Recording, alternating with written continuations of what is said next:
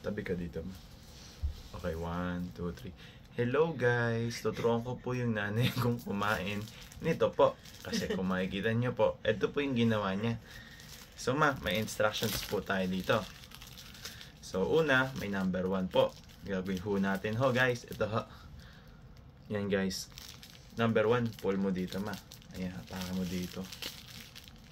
Wow! Ang galing. O, ikaw.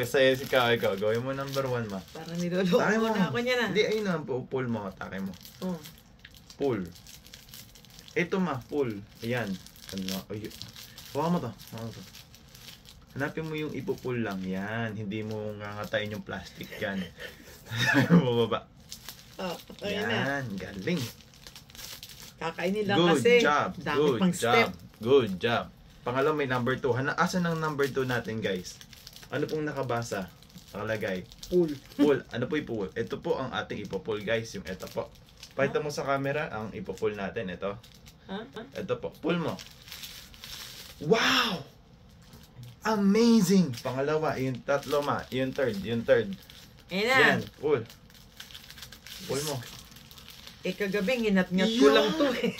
Ang galing! Ayun po guys, ang aming end of video po. So, pull number 2. Pull number 3. Salamat po sa pagpanonood.